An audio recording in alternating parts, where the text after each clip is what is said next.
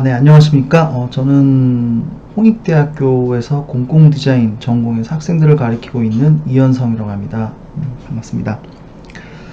오늘 이렇게 제가 경기건축문화재 시민건축대학에서 공공디자인이라는 얘기를 같이 함께 나눌 수 있어서 너무 즐겁게 생각하고요. 이게 좀 어려운 개념일 수도 있는데 우리 사회에서 지금 공공디자인이 굉장히 많은 역할을 해나가고 있습니다. 그래서 오늘 이 시민건축대학에서 이러한 내용들을 여러분과 제가 아주 쉽게, 최대한 쉽게 좀 설명을 드리도록 하겠습니다. 그래서 제가 제목을 도시건축 위드 공공디자인이라고 정했습니다.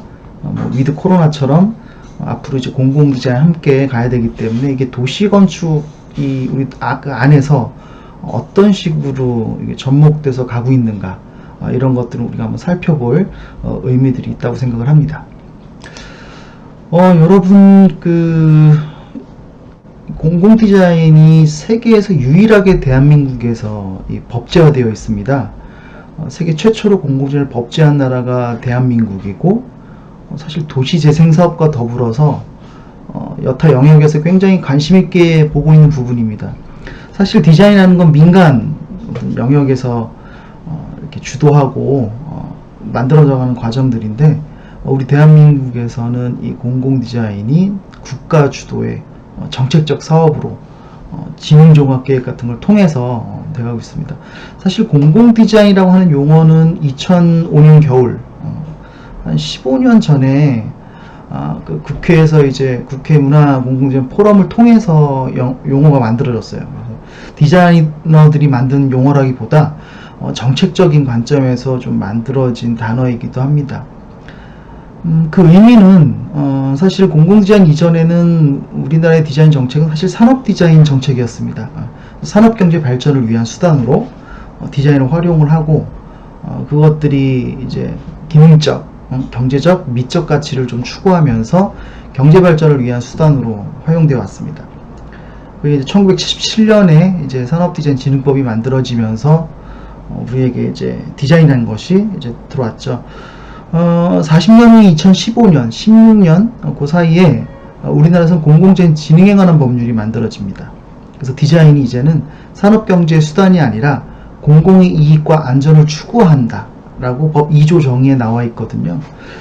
그래서 디자인이라는 거는 자세히 보시면 앞에 이렇게 항상 단어를 달고 다녀요.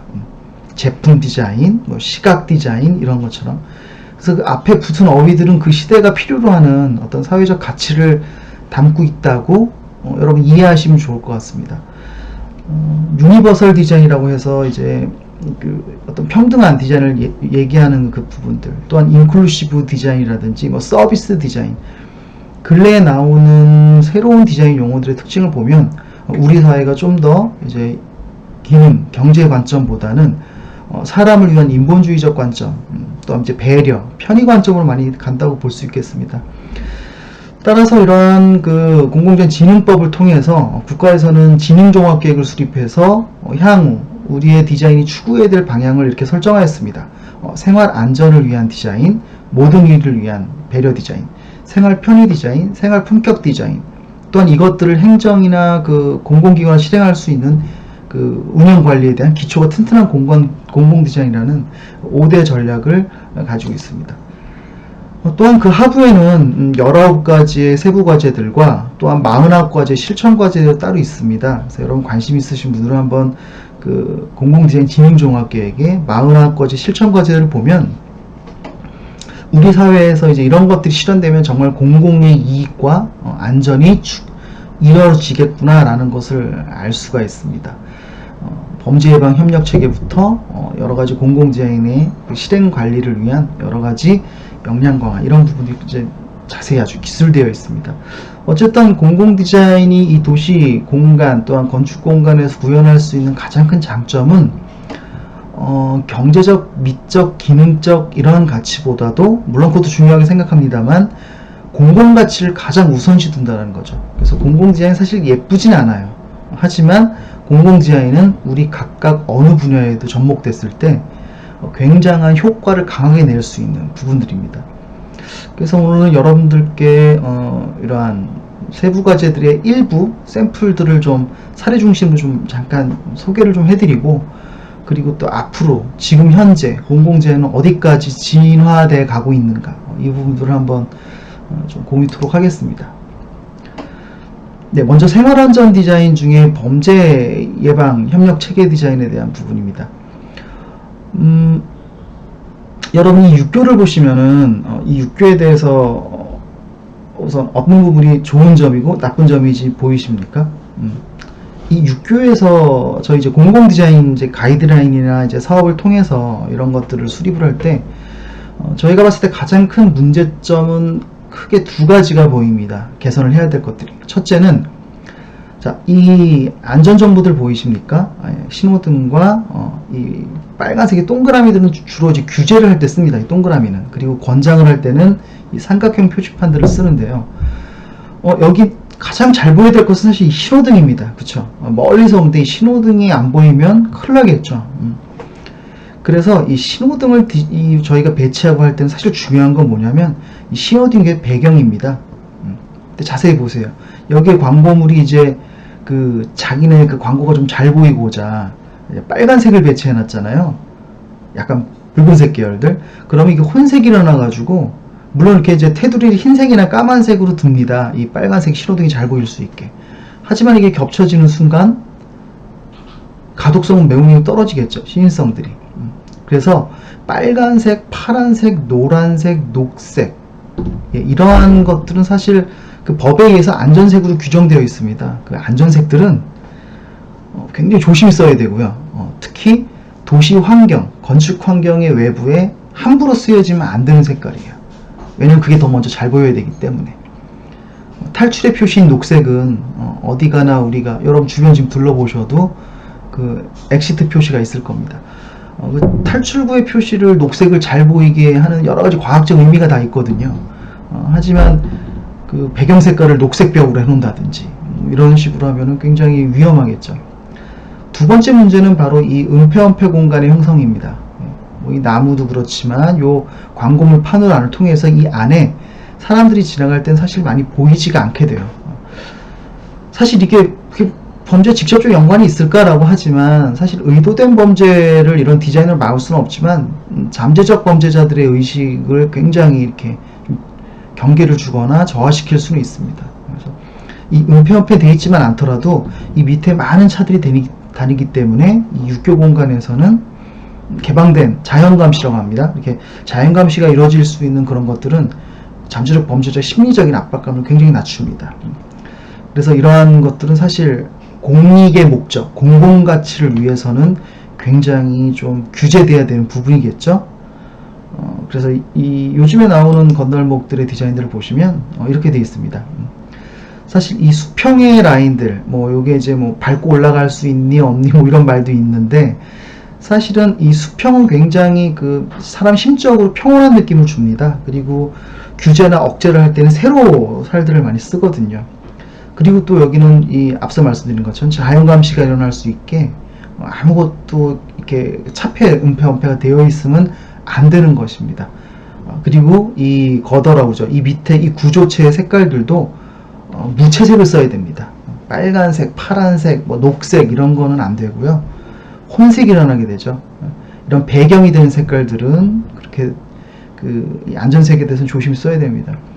이런 특수구조물들 지금 요즘에 여러분들 유심히 보시면은 굉장히 우리나라도 이제 공공재생 발전, 그런 공공가치의 안전 추구 이런 것들 때문에 굉장히 그 절제되면서 잘 사용되고 있어요. 또한 이런 신호등의 문제들도 있습니다. 이 전방 신호등, 후방 신호등, 요즘에 아마 거리를 잘 보시면 아마 여러분 느끼실 거예요. 저희 공공디에서 굉장히 이거를 이슈화 시켰던 부분인데, 신호등의 위치가 이 교차로 건너에 있느냐, 교차로 전에 있느냐, 이거에 따라 교통사고가 어마어마하게 차이가 납니다. 왜냐하면 이 후방 신호등이 있다는 말은 이 교차로까지 이 거리가 존재하기 때문에 여기 주황색 불이 켜졌을 때 이 공간을 우리는 이미 이걸 인지했을 때 늦죠. 서야 되는데 주로 밟게 됩니다. 그래서 사실 이 주황색을 인지할 수 있는 거리에 이 앞에 공간들을 없애줘야 돼요. 그래서 이 전방 신호등 시스템으로 놔야지만 이 정지선이 사전에 결정이 되죠. 주황색을 보고. 이 후방에서 이 주황색을 보고 밟는 사람은 거의 없을 겁니다. 하지만 이러한 후방 신호등 위치에서는 굉장히 많은 사람들, 대부분의 사람들, 뭐 저를 포함해서 그런 실수를 하게 되죠. 이런 것들이 이제 생활안전 디자인에서 저희가 공공 디자인으로 좀 규제를 하고자 하는 것들입니다. 또한 뭐 되게 간단한 요소들이기도 한데요. 우리 그 주차장에 가면 이렇게 바닥 라인으로 구성이 되어 있죠. 그래서 요즘 차들은 뭐 이렇게 백미러가 움직이기도 합니다만 사실 후방 주차를 하실 때 굉장히 이 라인들이 잘 보이지가 않아요. 그래가지고 주차할 때 굉장히 불편함을 겪거나 또는 안전하지 않은 요소들도 되죠. 이거 교통안전 디자인 중에 이런 주차장 디자인들은 저희가 간단한 요소 하나만으로도 그 후진 주차 시 시인성을 확보할 수 있는 그런 요소들로 사용자에게 빠른 인지를 통한 쉬운 인지, 그래서 안전을 확보할 수 있는 굉장히 생활형에서 우리가 표현할 수 있는 안전 디자인입니다. 이처럼 공공 디자인은 어떤 어려운 형태적인 모양이나 우리가 시감적, 그러니까 눈으로 봐서 와 예쁘다 라고 하는 그런 디자인 측면보다는 사실 그 이면에 숨겨져 있는 심리적이고 행태적이고 좀 더 인문적인 관점에서 요소를 많이 구현하고자 합니다. 물론 나온 결과물들은 별 큰 차이가 없습니다만 공공디자인 계획을 통해서 이제 저런 것들을 중점적으로 수립을 하게 되죠. 여러분들 잘 아시겠지만 이 도로공사가 요즘에 이제 공공디자인에 어마어마한 투자와 이게 아주 바람직한 방향으로 많이 가고 있어요. 제가 아는 한 그 우리나라 그 공사들 중에 아마 도로공사가, 한국도로공사가 이러한 공공디자인에 굉장히 적극적인 그런 실행을 하고 계신데, 이 세이프 트레인도 마찬가지입니다. 텍스트보다는 어떤 이미지나 픽토그램, 다이어그램들이 4배 이상의 인지 효과가 빠르고요. 오른쪽으로 빠지시오 이 글자보다는 이 오른쪽에 화살 표시, 이게 더 빠르다는 얘기죠. 근데 멀리서 봤을 때는 그러한 그림보다 더 빨리 인지되는 것이 사실 색채입니다. 색채. 그래서 공통적으로 약속된 색채들은 어마어마한 효과를 가지고 있어요. 앞서 말씀드린 안전 색채처럼 우리 사회에서 색들은 굉장히 공통된 약속으로 잘 활용돼야 됩니다. 이러한 것처럼 핑크색과 녹색, 첫 번째 갈라지는 길, 두 번째 갈라지는 길, 이런 것들을 통해서 우리 안전 디자인들을 많이 이제 공공디자인 통해서 저희가 보여줄 수 있죠. 이러한 요소들도 마찬가지입니다. 앞서 말씀드렸죠. 이러한 녹색의 표시들이 이러한 그 펜스에 굳이 설치된 색깔로 표현될 필요가 없습니다. 눈에 너무 잘 띄지 않습니까? 사실 녹색은 자연의 색은 아니에요. 이거 보시다시피 녹색과 까만색이랑 복잡한 색깔들이 섞여 있는 게 사실 자연의 색이지, 이 녹색의 단색은 굉장히 눈에 잘 띄는 색깔이에요. 노란색, 빨간색만큼. 근데 이 문제는 뭐냐면 이 뒤에 교통 표지판도 잘 보이라고 녹색으로 해놨습니다. 근데 이게 같은 녹색이다 보니까 이게 혼색이 나죠. 그래서 이렇게 좌회전 하다가 이 교차로에서 굉장히 늦게 인지되기 때문에 위험할 수가 있어요. 그래서 공공디자인을 통해서 이렇게 개선을 해야 됩니다. 그러한 명도가 낮고 채도가 낮은, 이게 단순히 보면 칙칙해 볼 수 있습니다만 우리 공간, 도시와 건축 공간 안에서는 굉장히 잘 주변과 어우러지면서 눈에 띄지 않는 색깔이 될 수 있어요. 그리고 이 파란색은 유도의 의미를 가지고 있습니다. 그래서 도로의 선형이 어떻게 생겼는지 유도의 선형을 줘서 곡선주로해서 이 사전에 운전자들이 편안하게 인지해 줄 수 있는 그러한 형태들을 띄게 합니다. 또한 이제 누구나 걷기 편한 이 공공디자인에서 이제 모두를 위한 디자인의 안에 누구나 걷기 편한 조성이 추진과제로 들어 있습니다. 자, 걷기 편하다는 건 사실 기능적인 관점도 있습니다만 다양하게 안전이라든지 어떤 공유 공간의 관점으로도 해결할 수 있는 가능성이 있습니다. 바로 이러한 예죠. 자, 이러한 거리가 보십시오. 이제 보도, 차도 명확히 구분되어 있어서 이게 더 안전할 것 같습니다만 차도와 보도가 명확히 구분된다는 것은 차도에서의 자동차의 권리, 보행자의 권리가 너무 명확하게 구분되기 때문에 혹시라도 차량이 보도로 왔다든지 보행자가 길을 걷는데 차도를 들어갔을 때는 굉장히 이 갈등 구조가 생길 때가 많아요. 그래서 도로의 권리를 없애고 의무만 부여하는 개념입니다. 바로 공유공간이라는 개념인데요. 도로 안에 사실 이게 차도인지 인도인지 구획이 안 돼 있죠. 이게 같은 패턴으로 통일화되어 있기 때문에. 자, 이럴 때는 어떤 현상이 생기냐면 의무감만 생기게 됩니다. 이건 아스팔트 길도 아니고 인도길도 아니기 때문에 자동차들은 내가 이리로 가도 되나라고 하는 의심을 품으면서 가게 되고, 보행자들 또한 차량과 같이 공간을 쓰기 때문에 오히려 조심하게 돼서 차량 속도 자동으로 저감이 됩니다. 서로 조심하게 되는 거죠. 자, 이건 굉장히 선진의식을 가져야지만 되는 도로의 디자인입니다. 그래서 아마도 이제 3만 불이 넘은 우리나라에서도 이러한 시민의식이 굉장히 높아진 어떤 이런 도로들이 앞으로 나타나지 않을까 싶고요. 또 이제 장애인 고령자를 위한 문화생활을 위한 유니버설 디자인 헤라가 우리 또 공공재원 전략 중에 하나입니다. 그래서 그러한 것들을 통해서 저희는 이러한 것들을 생각하게 되죠. 해수욕장에서 우리가 그 레저 생활을 즐길 때 어떤 분들이 그 생활을 즐기지 못할까? 배제된 자들은 누굴까? 그 배제된 자들을 고민하다 보면 해결책도 나옵니다. 그래서 휠체어를 탄 분과 그의 가족이 함께 해수욕을 할 수 있는 이런 물속에 이 휠체어길을 살짝 만들어드려서 안전하게 즐길 수 있게 만들어드리는 거죠. 또한 휠체어에 튜브를 달아가지고 물 위에 둥둥 떠서 친구들과 함께 놀 수 있는 이러한 것들이 정말 저는 그 공공 디자인의 가치, 또한 기존에 우리는 생각지 않고 경제적 또한 이제 기능적 관점에서만 또 일방적 관점으로 저희가 이렇게 추구해왔던 디자인의 가치가 훨씬 더 향상될 수 있다고 봅니다. 우리나라에서도 이제 양양해수욕장이나 어떤 여타 해수욕장 이런 것들이 이제 도입이 되고 있습니다. 또한 생활편의 디자인 중에 길찾기 쉬운 도시라는 개념이 있습니다. 길찾기 쉽다라는 거는 여러분 이 길을 쉽게 찾게 해드린다 뭐 이런 것도 있습니다만 모든 것을 사용자 관점에서 배려하는 거죠. 아주 쉬운 예를 하나 들겠습니다. 여러분이 여기서 시청까지 여러분이 길을 찾아간다고 보세요. 지하철역을 내려서. 그러면 주변 사람에게 어떻게 여쭤보죠? 시청까지 여기 얼마나 걸리죠? 어느 방향이죠? 이렇게 묻죠. 근데 우리의 도심지 안에는 사인물을 자세히 보면 시청까지의 거리가 단순히 메타로만 표현되어 있어요. 이쪽으로 가면 시청 1500m, 800m. 여러분 800m 대충 감이 오세요? 몇 분 걸어야 될지? 근데 여러분 3분 걸어야 된다. 이건 감이 오십니까? 여러분 450m 평균 한 450m에서 500m 걷는데 한 5분 걸립니다. 그래서 그걸 보통 아주 편하게 걸을 수 있는 보행거리라고 보거든요. 그래서 5분 안에 도착할 수 있는 지점을 이렇게 영역을 표시해 드리는 거죠. 그러면 여기서 위치를 보고서 아, 내가 걸어가야겠구나, 저기는 버스 타야겠구나, 이러한 생각들도 하게 됩니다. 어떤 이러한 선택권이나 그 지역을 편하게 알아낼 수 있는 그런 정보들을 제공해 드리는 것도 매우 중요하다고 생각을 합니다. 그러한 관점에서 요즘에 여러분 그 지하철 타시면은 아마 그런 것들 느끼셨는지 모르겠는데 아마 너무 일상 속에 익숙해져서 여러분이 모르실 텐데, 사실 근래 서울 지하철이나 우리 수도권 지하철의 이 안내체계, 길 찾기 쉬운 시스템을 아마 어마어마하게 투자를 해가지고 개선이 되어 있습니다.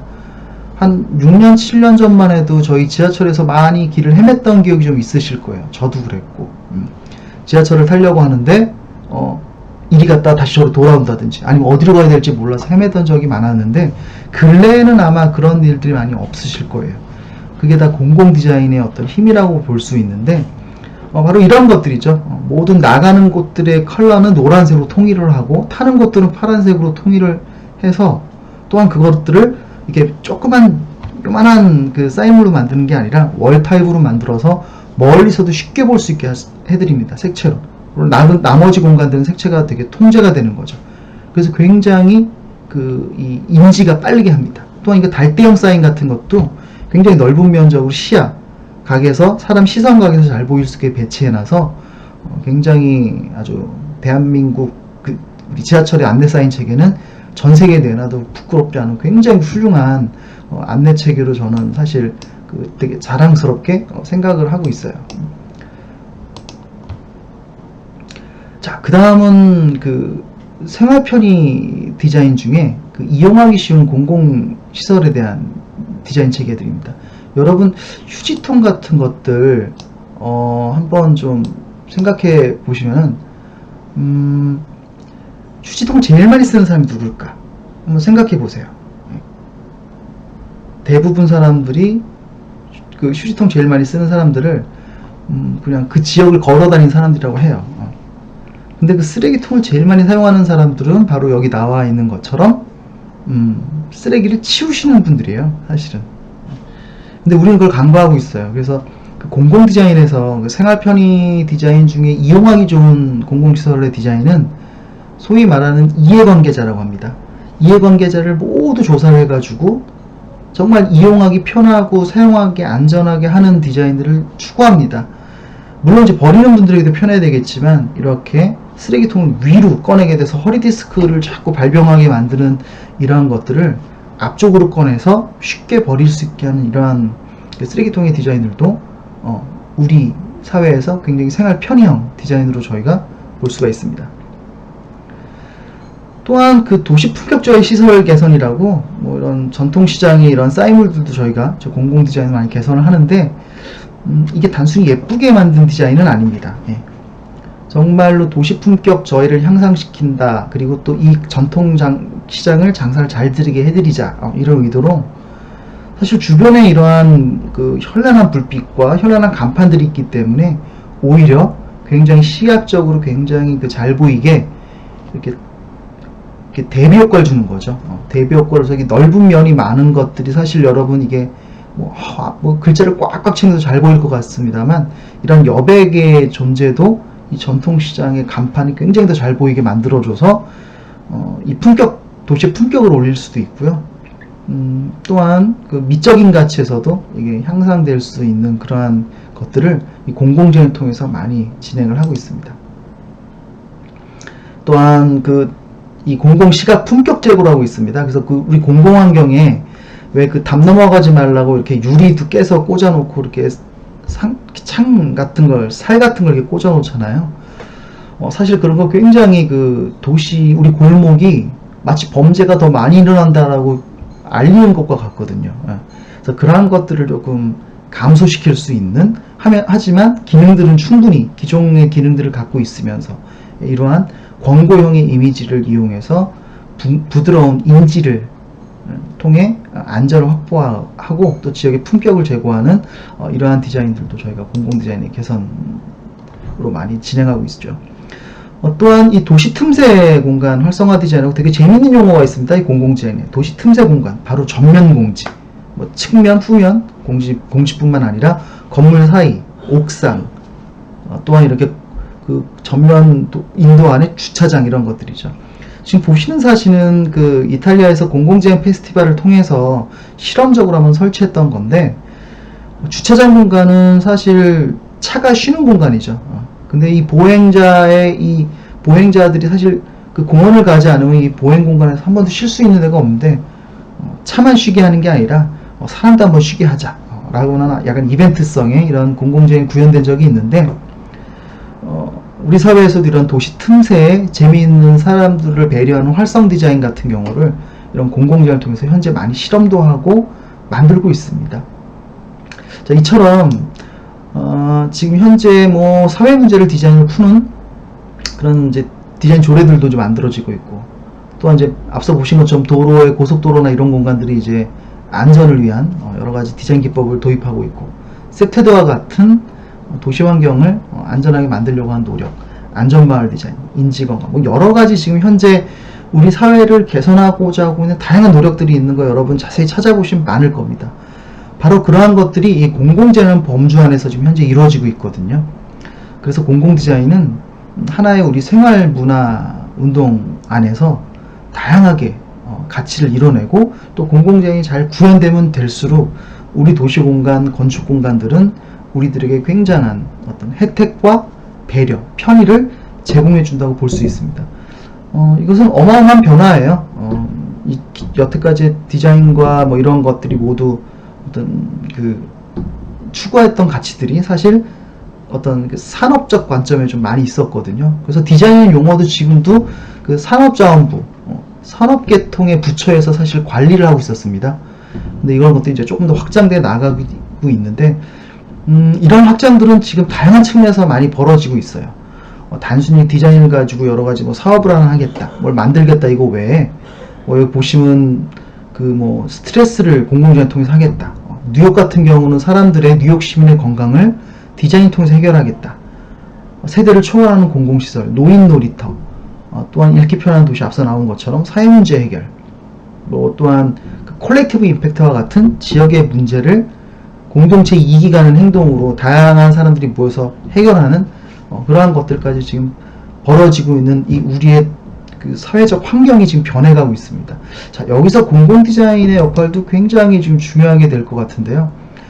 이 민간 차원에서 지금 뭐 아까 고속도로공사 그 도로공사에서도 그 고객 디자인단을 통해서 고속도로의 문제를 해결하는 노력을 하고 있고, SK나 삼성 같은 이런 민간 기업에서도 지금 계속 사회 문제 해결을 통한 그런 것들을 진행하고 있습니다. 또한 서울시도 디자인 거버넌스, 뭐 카카오와 같은 그런 플랫폼들도 카카오 임팩트를 통해서 사회 문제 해결에 투자를 하고 있고, 또한 국가정책기관에서도 이런 사회 문제 해결을 빅데이터 같은 경우로 해결하고자 하는 이러한 움직임들이 있습니다. 자, 이거 저희가 굉장히 관심 있게 봐야 되는 부분들이에요.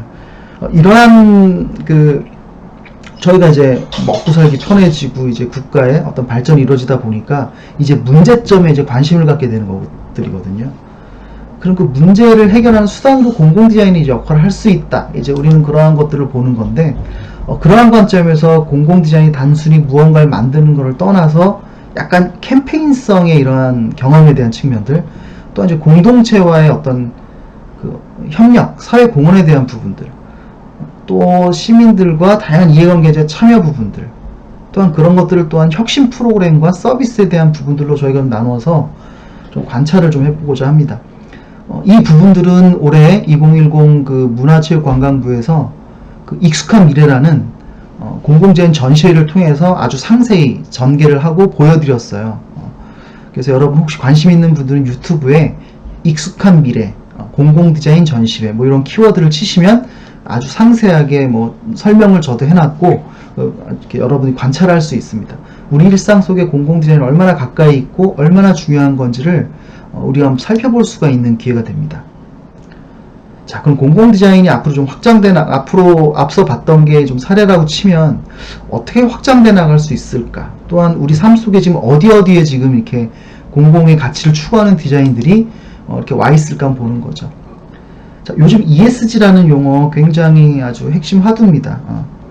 민간에서 특히 기업들의 투자가 이제는 물건을 예쁘게 만들고 잘 만들고 싸게 만드는 회사에 투자하겠다는 게 아니라 환경적 측면, 사회적인 공헌 측면, 또한 거버넌스와 같은 어떤 이렇게 지배의 어떤 협력적인 게 얼마나 합리적인 체계를 갖고 있는가, 이런 기준으로 투자를 하겠다는 얘기입니다.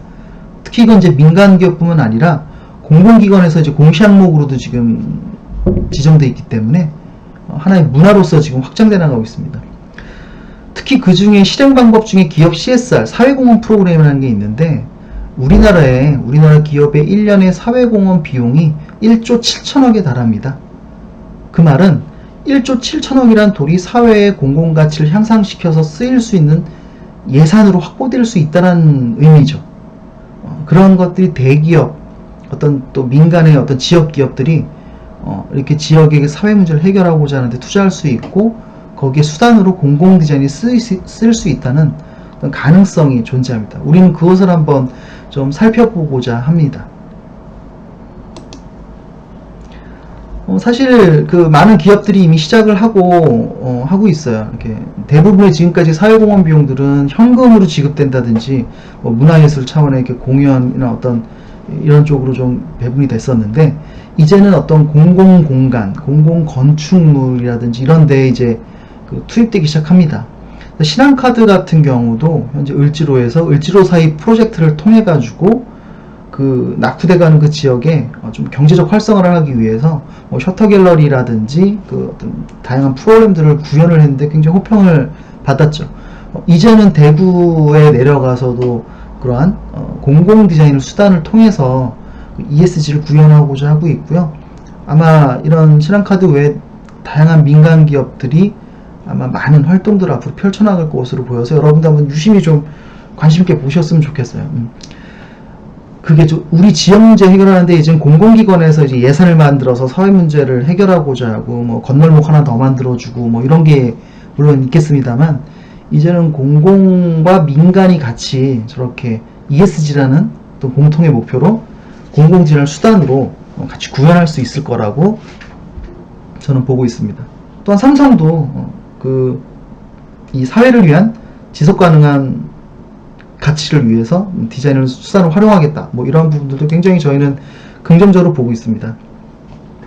이런 민간 기업들, 신발을 열심히 팔아야 되는 회사가 있겠죠.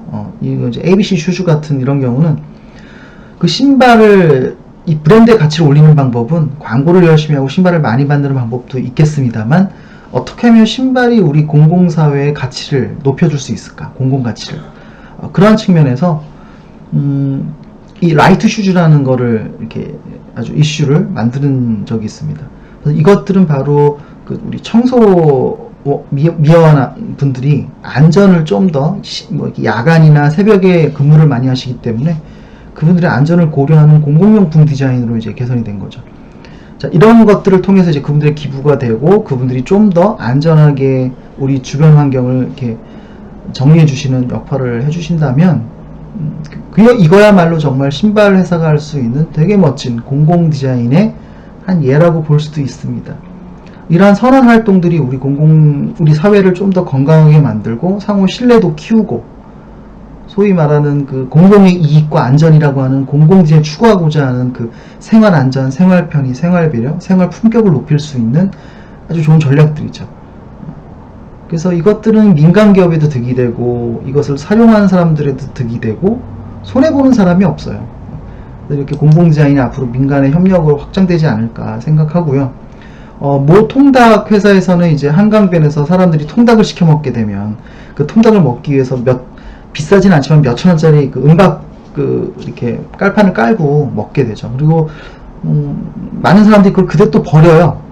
환경 오염이 어마어마하게 일어나는 거죠.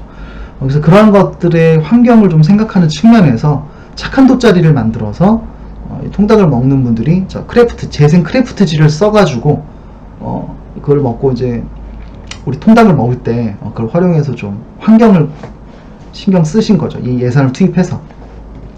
그리고 먹고 나서 버리더라도 친환경지기 때문에 환경 오염을 조금 더 덜 오염시키는 어떤 그런 측면의 공공 환경을 고려한 공공용품 서비스 디자인을 민간 기업이 ESG 관점에서 진행했다는 말씀입니다. 현대자동차는 대기업들은 이런 것들 많이 하고 계신데요.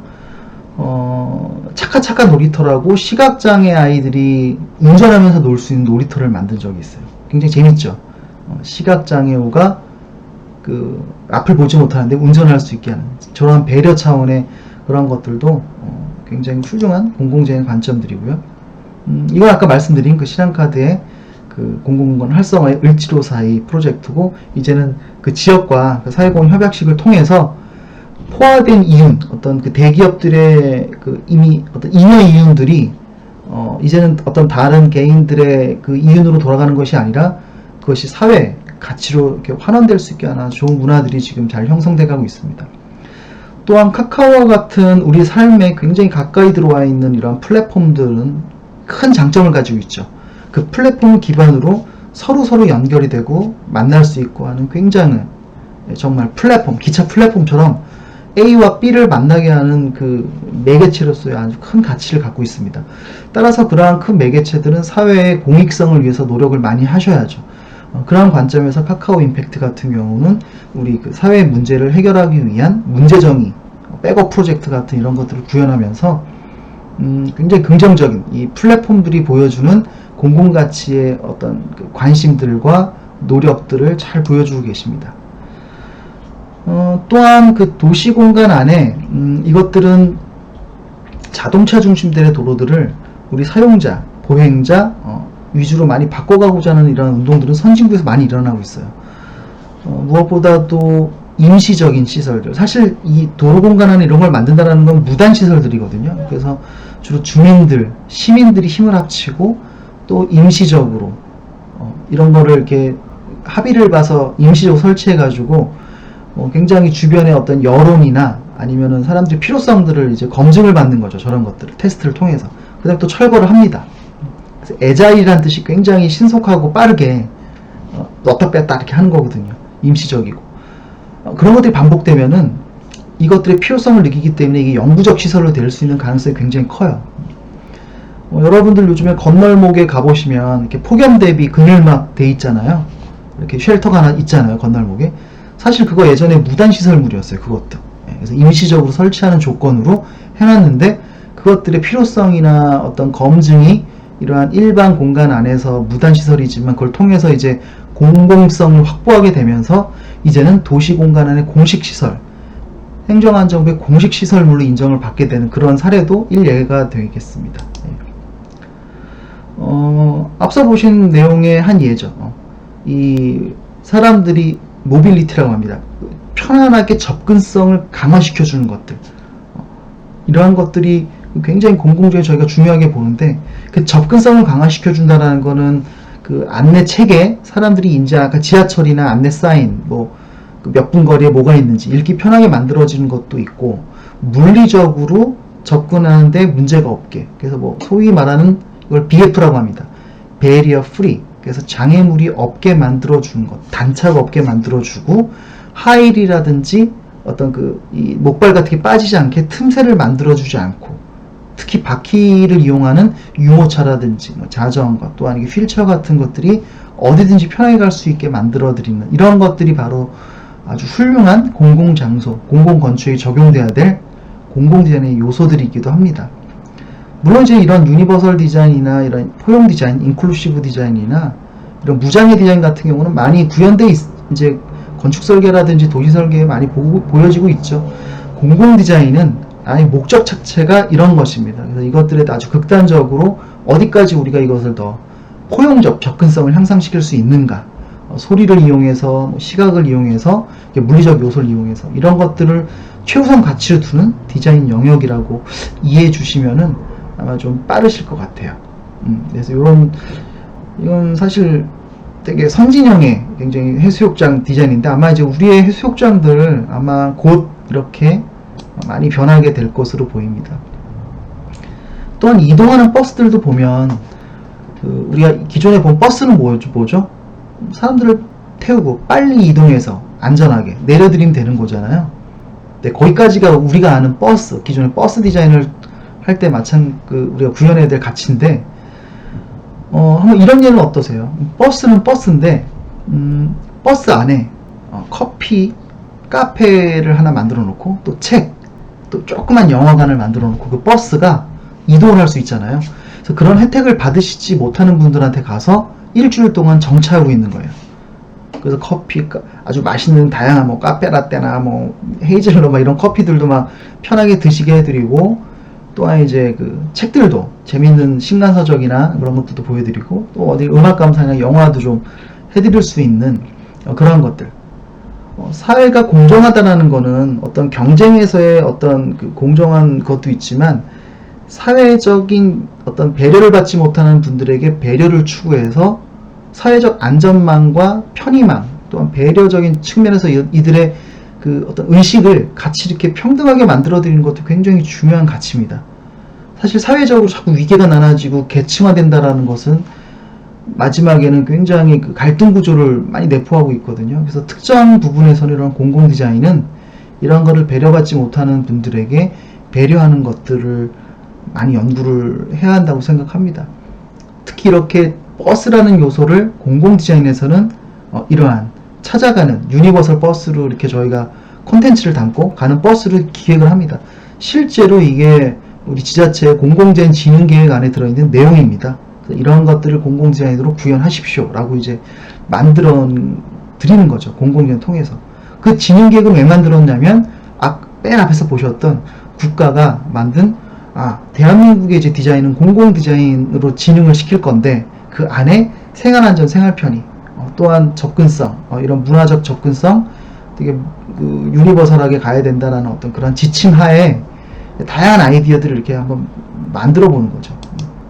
이런 게 구현됐으면 좋겠습니다. 또한 도로 위에 이런 페인트 칠하는 행위는 어마어마한 무단행위죠, 사실은. 예, 쉽지 않습니다. 이게 도로법에 사실 위촉이 됩니다, 이런 것들. 하지만 옐로 카펫이라고 하는 저 요소들은 거의 30% 가까이 이 공간의 안전도를 향상시켰어요.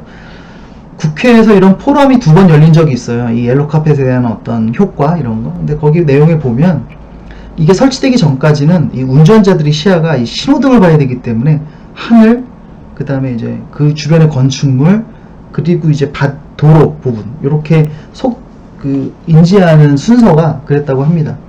근데 옐로우 카펫이 만들어지고 나서 설문을 해보면은 첫 인지가 신호등 그 오른쪽에 그 노란색의 인지가 더 빨리 들어오고, 그 다음에 신호등, 도로 이렇게 들어오기 때문에 이 건널목의 위치를 알 수 있는 거죠. 사실 바닥에 그려져 있긴 합니다만 측면에 노란색으로 저렇게 안전색채로서 저렇게 구현되어 있다 보니 아이들도 잘 보이고, 또한 건널목의 위치도 저희가 쉽게 인지할 수 있는 거죠. 그런 것들이 이제 안전 디자인에서 영역성 강화라고 합니다. 스쿨존에 보면은 이렇게 암적색 아스팔트, 여기 보이시는 이러한 색깔의 아스팔트를 깔아 놓잖아요. 그런 것들이 바로 일예인데, 도로를 안전하게 하기 위해서는 그 영역을 명확하게 인지시켜 주어야 된다는 개념이죠. 이런 것들은 우리 일상생활 안에 굉장히 많이 있습니다. 요즘에도 많이 있습니다. 문이 열리는 공간이 그렇게 이 문 열리는 라인을 찍찍찍 거서 이렇게 색깔을 칠해줘서 세이프 윙이라고 하는데, 그 문이 열리는 공간에 부딪히지 말라고 하는 것도 영역성의 강화 부분이기도 하고요. 뭐 또한 이제 소방차 관련돼서 소방차가 서야 되는 부분들을 영역을 강화해주는 인지를, 그런 것들도 한 예가 되겠습니다.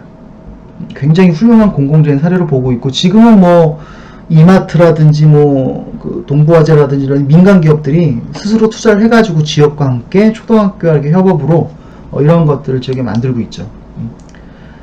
또한 이 서울 광역버스가 많이 쓰는 곳들은 사람들이 이렇게 줄을 쭉 쓰기 때문에 이 보행로에 굉장히 출퇴근 시간에는 굉장히 불편해가지고 뭐 다툼도 많이 있었다고 해요. 근데 이 바닥에 이러한 라인 표시, 두 개의 라인 표시로 뭐 특별히 여러분 글자 없어도 무슨 의미인지 아시겠죠? 그래서 사람들이 줄을 이렇게 씁니다. 그러면 이 가운데 통행로는 확보가 되기 때문에 굉장히 편안하고 배려되는 도로 공간을 만들 수 있죠.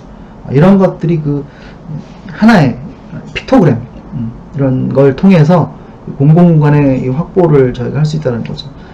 저희도 이게 공공간 전시회 이거를 전시를 구현을 해서 이런 거를 모르고 있던 분들에게 이 공공재의 가치들을 설명드리기도 했었습니다. 자, 그 다음은 이제 학교인데요. 마지막인데, 학교 공간의 폭력이라는 것들도 공공재를 적용해서 많이 이렇게 폭력을 저하시키기도 합니다. 사실 아까 영역성을 제가 잠깐 말씀드렸었는데, 이 공공공간의 모호한 공간 기능, 여기가 이 공간이 뭐죠, 여러분? 예를 들면 이 공간, 여기는 쉼터도 아니고 뭐 아무것도 아니죠. 이러한 틈새 공간들 중에 기능성, 장소의 어떤 장소성이 불명확한 공간들이 주로 이렇게 많이 슬럼화가 되고 문제가 많이 생깁니다. 지금 우리 도시공간도 마찬가지예요. 건축공간, 도시공간 안에서도 장소성이 기능이 명명이 제대로 되지 않은 공간들이 모호한 어떤 역할로 슬럼화가 되기 좋습니다. 그래서 저런 공간들은 명확한 기능성을 부여해준다든지 어떤 컨텐츠를 부여하는 거예요. 지금 보시는 것처럼. 이런 폭력이 많이 했던 공간 안에 어떤 특정 공간의 기능성을 확보해주고, 특히 여기 이제 중학교니까 중학교 아이들이 넘치는 에너지를 쏟아낼 수 있는 기능들이면 더 좋겠죠. 현실적으로 폭력이 줄어듭니다. 거의 10% 가까이 학교 폭력의 횟수라든지 이렇게 줄어드는데, 이러한 것들도 저희가 이 공공 디자인을 학교 공간에 접목시킬 수 있는 하나의 일예가 되겠죠. 이처럼 공공 디자인은 새로운 디자인 영역이라기보다 기존에 있는 디자인 영역에 접목될 수 있는 되게 어떤 이렇게 융합성이 굉장히 높은 영역이고요. 특히 공공의 이익과 안전이라고 하는 것들 지금 국가 정책적으로 끌고 가고 있기 때문에 그러한 것들이 잘 우리 사회에서 이렇게 발현되길 좀 바랍니다. 그래서 기존의 디자인, 우리가 그냥 물리적 디자인에서 봤던 것들은 사실 형태를 만들었다고 치면 지금의 이제 공공재를 통해서 행태를 만듭니다. 모양이 아닌 사람들의 이 안전한 행동에 대한 모양, 행태죠. 또한 제도를 통해서 규제한다기보다는 다양한 방법을 통해서 유도를 하고요. 그래서 어떤 특정 시설물을 설치하는 것 위주보다는 가치를 구현하는 데 목적을 먼저 둡니다. 관공서에서 이렇게 계획을 세워서 이렇게 탑다운 방식으로 오는 것이 아니라 민간들 협력 모델을 통해서 실행을 하는 걸 우선적으로 하고 있고요. 또한 어떤 단일 주체가 이렇게 계획을 세운다기보단 어떤 다양한 이해관계자들이 함께 거버넌스 이뤄서 할 수 있는 쪽을 더 중요하게 보고 있습니다. 또 행정을 통해서 집행하는 방법도 있습니다만 이걸 하나의 문화운동으로 점차 확산되고 있는 추세이기도 합니다. 따라서 그런 것들을 강제로 규정한다, 뭐 겁을 줘서 못하게 한다 이런 것보단 권고사항으로서 우리 하나의 생활 문화로서 지금 확장돼 나가고 있습니다. 그래서 공공재산의 가치는 저는 개인적으로 그렇게 생각합니다. 예전에 둘의 품앗이 문화가 있었고 그런 것들이 또 한때는 우리 환경을 개량하는 생활운동으로 확산돼 왔다면 우리에게 남아있는 그런 서로 돕는 문화, 또 배려하는 문화 이런 것들, 또 근면적인 어떤 그런 측면들이 하나의 공공재생 문화운동으로 우리 지역 문제를 우리가 아주 합리적이고 협력적 모델로 풀어나가는데 그 수단이 디자인이 되는 거죠. 아주 거창한 무슨 건물을 짓고 이런 것보다 우리 도시건축 공간 안에 단순한 요소들이지만 아까 그 스틱 하나만으로도 사람의 행태들을 변화시켰잖아요. 네, 그런 것들을 통해서 그 우리 도시 공간, 건축 공간들이 아주 가까운 체험형 공간들이 변화할 수 있는 생활형 공공재생 문화운동으로 저는 확산되는 쪽에 요즘 많이 노력을 하고 있고 또 우리 공공재생이 그런 면에서 가치가 있지 않을까 싶어요. 그래서 마치 뭐 위드 코로나, 지금 코로나 시대 때문에 이렇게 화상으로밖에 뵐 수도 없는 것처럼 이제 코로나와 같이 살아야 된다고 하는데 꼭 위드 코로나처럼 부정적이만 있는 게 아니에요. 위드 공공디자인도 있습니다. 그래서 우리 도시공간, 건축공간들이 위드 공공디자인, 공공디자인과 함께 한다면 우리의 다양한 공공사회는 그 공공디자인을 통해서 공공가치가 향상되는, 이미 공공디자인은 법제화되어 있고 제도화되어 있고 진흥 전환 계획처럼 아주 체계화되어 있고 굉장히 잘 구축되어 있습니다. 그런 체계들을 잘 가서 기존의 공간과 이렇게 협업만 잘 하고 실행을 한다면 어마어마한 공공가치가 구현돼서 결국은 인본주의적 관점의 우리 도시공간, 건축공간을 이루는데 일조할 수 있지 않을까 생각을 합니다. 네, 이런 경기건축 문화제에서 이렇게 우리 공공디자인을 좀 논할 수 있게 기회를 주셔서 감사하고 여러분들도 이 짧은 시간이었지만 이 공공디자인의 가치들을 조금 더 한번 좀 생각해 봐주시고 잘 적용될 수 있게 관심 가져주시기 바랍니다. 네, 오늘 제 말씀은 여기서 마치도록 하겠습니다. 감사합니다.